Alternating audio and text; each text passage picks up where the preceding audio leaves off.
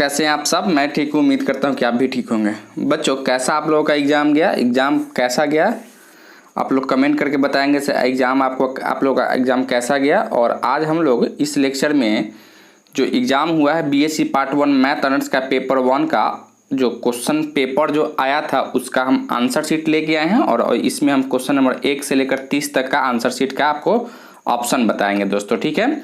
आप सब बहुत बच्चे का कमेंट था कि आप जो आंसर की डालिए, तो अब दिन में टाइम नहीं मिल पाया है, तो अभी हमको टाइम मिला है तो हम क्वेश्चन नंबर 1 से लेकर 30 तक ही आज का आंसर की डालेंगे। और नेक्स्ट लेक्चर में हम लोग क्वेश्चन नंबर 30 से आगे की ओर बढ़ेंगे दोस्तों, ठीक है। तो चलिए हम लोग क्वेश्चन नंबर फर्स्ट का आंसर की को देखते हैं से इसका आंसर क्या होगा दोस्तों, ठीक है। तो देखिए क्वेश्चन नंबर फर्स्ट आपसे क्या कहता है यहाँ से, question number let R be a relation of set A to set B then. देखिए दोस्तों, इसका जो रिलेशन जो होता है तो रिलेशन जो है से वह ए क्रॉस बी का सबसेट होता है दोस्तों, ठीक है। ए क्रॉस बी का क्या होता है, वह सबसेट होता है। अर्थात यहाँ से ऑप्शन नंबर जो देख पा रहे हैं तो ऑप्शन नंबर सी मेरा करेक्ट हो जाता है दोस्तों, ठीक है। उसी तरह से क्वेश्चन नंबर 2 आते हैं, कहता है if a relation R on a finite set A having n elements then the number of relation on set A. इसका रिलेशन क्या होगा यही आपसे पूछ रहा था दोस्तों। टोटल नंबर ऑफ रिलेशन क्या होगा दोस्तों, यही आपसे पूछ रहा था। तो इसका फॉर्मूला हम लोग जानते हैं 2 के पावर n स्क्वायर होता है, ठीक है। यानी ऑप्शन नंबर बी जो आप यहाँ से देख रहे हो, ऑप्शन नंबर यहाँ से बी जो हम लोग देखेंगे दोस्तों, वह ऑप्शन नंबर बी मेरा क्या होगा, तो ऑप्शन नंबर बी ही मेरा करेक्ट हो जाता है दोस्तों, ठीक है। तो हम लोग ऑप्शन नंबर बी मेरा यहाँ से करेक्ट हो जाता है क्वेश्चन नंबर 2 का। उसी तरह क्वेश्चन नंबर 3 में आते हैं, तो क्वेश्चन नंबर 3 में आपको कहता है let R be a relation on set A such that R equal to R inverse then R क्या होगा दोस्तों, तो यहाँ से आर आपका कोई सिमेट्रिक हो जाता है दोस्तों, ठीक है। यहाँ भी आप देख रहे हो तो ऑप्शन नंबर बी ही आपका क्या होगा, तो करेक्ट हो जाता है दोस्तों, ठीक है। उसी तरह से क्वेश्चन नंबर हम लोग आते हैं क्वेश्चन नंबर 4 में आते हो दोस्तों। तो क्वेश्चन नंबर 4 में आपसे क्या कहता है, क्वेश्चन नंबर 4 में कहता है let R be a reflexive relation on a set A and I be a identity relation on A then क्या होगा दोस्तों, ठीक है। तो यहाँ जो आप देखोगे ऑप्शन नंबर क्वेश्चन नंबर 4 का ऑप्शन नंबर आपका सी हो जाता है, आर इक्वल टू आई हो जाता है मेरे दोस्त, ठीक है। यहाँ तक किसी को कोई दिक्कत है इसको समझने में बच्चों, किसी को भी एनीवन? चलिए बच्चों नेक्स्ट क्वेश्चन में आते हैं क्वेश्चन नंबर 5 में। क्वेश्चन नंबर 5 में आपसे क्या कहता है बच्चों, क्वेश्चन नंबर 5 आपसे कहता है यहाँ से let A be a non void set of a children in a family then relation x is brother of y on set A दोस्तों, ठीक है। यानी क्वेश्चन नंबर 5 का जो आंसर हो जाता है बच्चों, इसका आंसर हो जाता है ट्रांजिटिव रिलेशन हो जाता है, ठीक है। यानी यहाँ ऑप्शन नंबर जो आप देखेंगे मेरे दोस्त, ऑप्शन नंबर इसका हो जाता है आपका क्या, तो ऑप्शन नंबर आपका हो जाता है दोस्तों यहाँ से ऑप्शन नंबर आपका सी इसका करेक्ट आंसर होता है, ठीक है। उसी तरह से क्वेश्चन नंबर हम 6 में आते हैं, कहता है the void relation on set A is, मतलब void relation on set A क्या हो जाता है, तो वह सिमेट्रिक भी होता है और ट्रांजिटिव भी होता है, ठीक है। यानी कहेंगे यहाँ से ऑप्शन नंबर बी भी इसका क्या होगा, तो करेक्ट हो जाता है मेरे दोस्त, ठीक है।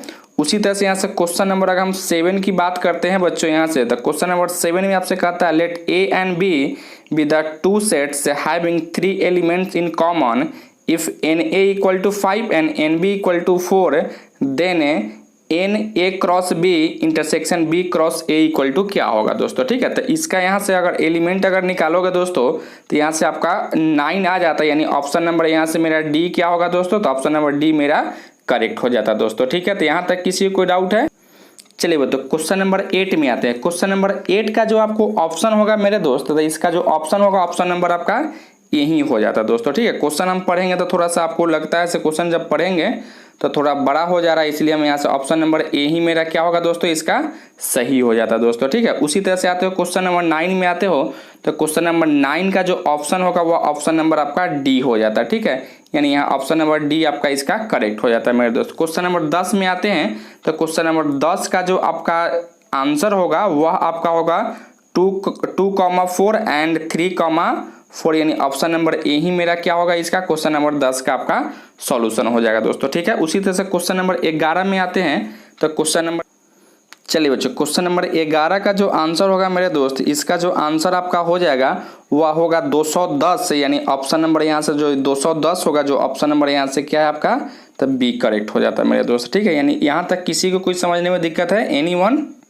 चलिए बच्चों, उसी तरह क्वेश्चन नंबर हम लोग आते हैं। क्वेश्चन नंबर 12 में कहता है क्या है, क्वेश्चन नंबर 12 में आपसे कहता है if a set has 13 elements and R is a reflexive relation on set A with n elements then दोस्तों, ठीक है।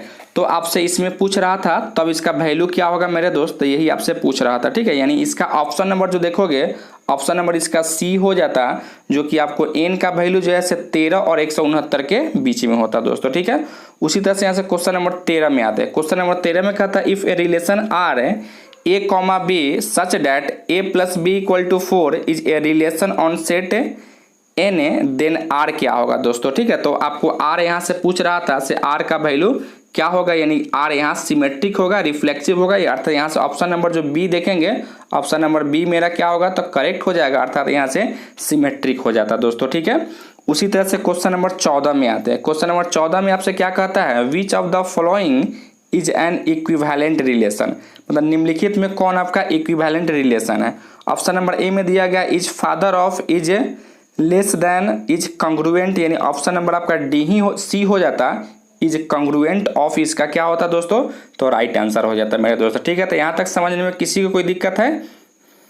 चलिए बच्चों, नेक्स्ट क्वेश्चन में आते हैं। क्वेश्चन नंबर 15 में आते हैं। तो क्वेश्चन नंबर 15 में क्या कहता है, इफ आर सबसेट है ए क्रॉस बी का, आर क्या है तो सबसेट है आपको ए क्रॉस बी का, आर क्या है दोस्तों तो ए क्रॉस बी का आपका सबसेट है, ठीक है। आर क्या है यहाँ से तो ए क्रॉस बी का आपका सबसेट है दोस्तों, और कहता है S subset of A cross C be the two relation then S O R का होल इनवर्स इक्वल टू क्या होगा दोस्तों, ठीक है। तो इसका ऑप्शन नंबर बी हो जाता है मेरे दोस्त, इसका ऑप्शन नंबर आप यहाँ से देख पा रहे हो, ऑप्शन नंबर इसका क्या हो जाता, तो इसका बी आपका ऑप्शन नंबर सही होता है। इसका क्या होता है आर इनवर्स ओ और यहाँ से एस इनवर्स हो जाता है दोस्तों, ठीक है। यानी ऑप्शन नंबर बी मेरा इसका करेक्ट हो जाता है दोस्तों, ठीक है। उसी तरह से यहाँ से क्वेश्चन नंबर हम आते हैं। क्वेश्चन नंबर आते हैं आपको क्वेश्चन नंबर 16 में। क्वेश्चन नंबर 16 में कहता है if R is an equivalence relation, R is an equivalence relation on a set A then R inverse क्या होगा दोस्तों, ठीक है। तो आर इनवर्स आपका जो है, आर इनवर्स भी आपका एक इक्विवेलेंस रिलेशन ही हो जाएगा, अर्थात ऑप्शन नंबर सी मेरा क्या होगा तो करेक्ट हो जाता दोस्तों, ठीक है। उसी तरह से क्वेश्चन नंबर 17 में आते हैं। तो क्वेश्चन नंबर 17 में आते हुए कहता है let A and B be the two set such that a cross b has 6 element if 3 elements of a cross b are 1,4 2,6 and 3,6 then दोस्तों, ठीक है। तो अब इसका वैल्यू क्या होता है यही आपसे पूछ रहा था दोस्तों, ठीक है। तो इसका ऑप्शन नंबर आपका सी हो जाता है, जो कि ए का वैल्यू होता है 4,6 एंड बी का वैल्यू होता है 1,2,3 हो जाता है, यानी ऑप्शन नंबर सी इसका क्या होगा बच्चों, तो ऑप्शन नंबर सी इसका करेक्ट हो जाता है मेरे दोस्त, ठीक है। यहाँ तक किसी को कोई डाउट है, एनीवन। अब आते हैं क्वेश्चन नंबर 18 में दोस्तों, ठीक है। क्वेश्चन नंबर 18 में आपसे क्या कहता है, let R equal to 1,3 4,2 2,4 and 2,3 and 3,1 be a relation on set A, जहां ए क्या है 1,2,3,4 then a relation R is दोस्तों, ठीक है। यानी यह रिलेशन क्या होगा यही आपसे पूछ रहा था। तो यहाँ से दोस्तों है यह इसका रिलेशन क्या होगा, तो इसका रिलेशन है नॉट सिमेट्रिक, यानी यह सिमेट्रिक नहीं होगा, यानी ऑप्शन नंबर यहाँ से ए मेरा क्या होगा, तो ऑप्शन नंबर ए मेरा करेक्ट हो जाता बच्चों, ठीक है। तो किसी को समझने में कोई, चलिए बच्चों नेक्स्ट क्वेश्चन में आते हैं। क्वेश्चन नंबर हम लोग 19 में आते हैं। कहता है the set of all real numbers in the interval open interval 0,1 are दोस्तों, ठीक है। या काउंटेबल होगा या अनकाउंटेबल होगा या इनफाइनाइट काउंटेबल होगा या नॉन ऑफ दीज होगा दोस्तों, ठीक है। या तो इसका ऑप्शन नंबर सी हो जाएगा, यानी क्या होगा या इनफाइनाइट काउंटेबल होगा दोस्तों, ठीक है। उसी तरह से क्वेश्चन नंबर हम लोग आते हैं 20 में। तो क्वेश्चन नंबर 20 में कहता क्या है, let A and B be the two countable set then A minus B is क्या होगा दोस्तों, ठीक है।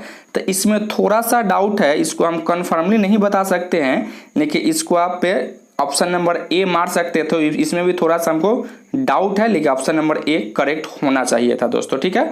आपको एकदम कन्फर्मली आपको हम नहीं बता सकते हैं, ठीक है। इसका हम कन्फर्मली नेक्स्ट लेक्चर में बताएंगे दोस्तों, ठीक है। अब आते हैं क्वेश्चन नंबर 21 में। क्वेश्चन नंबर 21 में क्या कहता है, the relation is a factor of on the set of natural numbers, ठीक है, इज नॉट, ठीक है। अब इसमें क्वेश्चन नंबर 21 में जो कहता है बच्चों वह क्या होगा, रिफ्लेक्सिव होगा, सिमेट्रिक होगा, कि एंटी सिमेट्रिक होगा कि ट्रांजिटिव होता, तो इसका ऑप्शन नंबर बी आपका करेक्ट हो जाता, जो कि क्या होता है ये आपका, तो सिमेट्रिक हो जाता है मेरे दोस्त। ठीक है, यहाँ तक किसी को कोई दिक्कत है समझने में बच्चों? एनीवन? चलिए आप इसको नोट डाउन कीजिए। चलिए बच्चों नेक्स्ट क्वेश्चन में आते हैं। नेक्स्ट क्वेश्चन में आने से पहले जो भी बच्चे का जो आंसर करेक्ट हो रहा है या कितना कितना सही है और कौन कौन गलत है उसको आप कमेंट करके हमको बताएंगे, और साथ ही साथ वीडियो को लाइक भी करते जाएंगे। जितना भी आपका हम समझेंगे, जितना भी आपका सही होगा उतना लाइक होना चाहिए दोस्तों। ठीक है, तो उसी तरह से क्वेश्चन नंबर हम लोग 22 में आते हैं। क्वेश्चन नंबर 22 में आपसे क्या कहता है?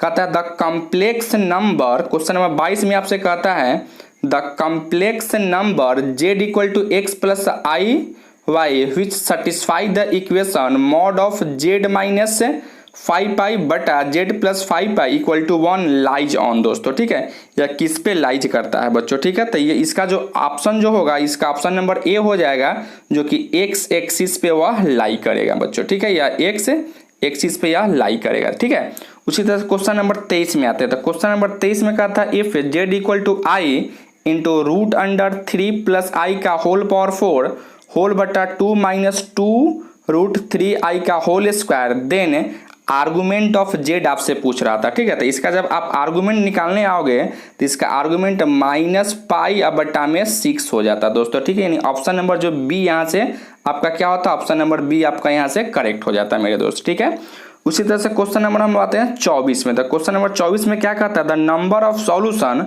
Of equation z square plus conjugate of z equal to 0 दिया गया है दोस्तों। ठीक है, तो इसका जो है से आपका आंसर क्या होगा यही आपसे पूछ रहा था। ठीक है, तो इसका जो है से आपको यहाँ से 4 इसका आंसर हो जाता है, यानी ऑप्शन नंबर ए मेरा क्या है, तो इसका आंसर नंबर ए आपका करेक्ट हो जाता है दोस्तों। ठीक है, उसी तरह से क्वेश्चन नंबर 25 में कहता है इफ P and Q are the roots of equation x square plus p x plus q equal to 0, देन P का वैल्यू क्या होगा और Q का वैल्यू क्या होगा दोस्तों। ठीक है, तो यहाँ से P का वैल्यू आपको माइनस P का वैल्यू क्या होगा बच्चों? यहाँ से तो P का वैल्यू यहाँ से हो जाएगा आपका माइनस का P का वैल्यू 1 हो जाएगा। ठीक है, और Q का वैल्यू आपका हो जाएगा बच्चों यहाँ से, तो Q का वैल्यू आपका -2 हो जाएगा, जो कि ऑप्शन नंबर हम देख रहे थे। तो यहाँ से ऑप्शन नंबर मेरा कोई मैच, यहाँ किसका वैल्यू पूछ रहा था?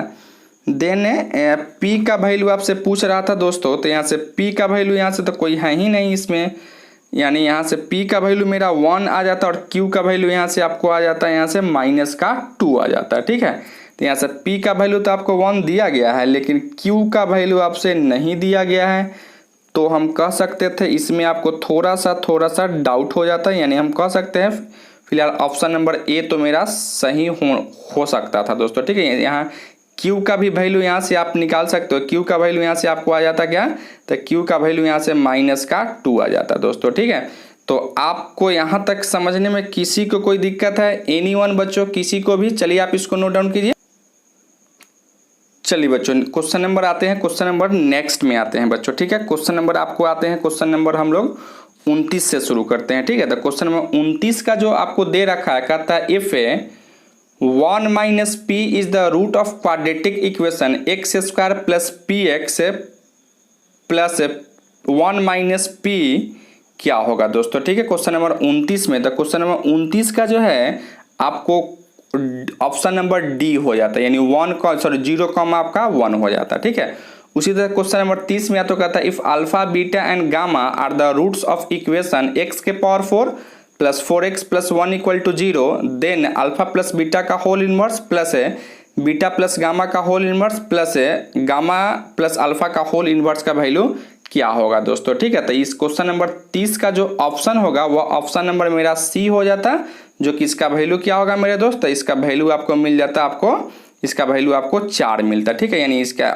4 हो जाता दोस्तों। ठीक है, तो इस तरीके से हम इस लेक्चर में क्वेश्चन नंबर 1 से लेकर 30 तक का जो ऑप्शन वाइज क्या करेक्ट आंसर था उसको हमने देखा। नेक्स्ट लेक्चर में हम लोग क्वेश्चन नंबर 31 से लेकर क्वेश्चन नंबर 50 तक या कहें 100 तक क्वेश्चन का जो राइट आंसर होगा उसके बारे में हम बात करेंगे दोस्तों। यह लेक्चर आपको कैसा लगा आप कमेंट करके जरूर बताइए, और साथ ही साथ जो भी बच्चा का जितना सही है या कौन कौन गलत है या क्या डाउट है उसको भी आप कमेंट करके हमसे पूछ ले, और वीडियो को लाइक निश्चित रूप से करें दोस्तों, ठीक है। तो आज के लिए हम इतना ही रहने देते हैं। यह लेक्चर आपको कैसा लगा आप कमेंट करके जरूर बताइए। चैनल पे नए हैं तो चैनल को सब्सक्राइब कर लीजिएगा, वीडियो सबसे पहले देखने के लिए बेल आइकन को भी प्रेस कर लीजिएगा दोस्तों, ठीक है। तो आज हम लोग क्वेश्चन नंबर 30 तक हम लोग देख चुके हैं। कल या नेक्स्ट लेक्चर में हम लोग क्वेश्चन नंबर 31 से शुरू करेंगे दोस्तों, ठीक है। तो धन्यवाद।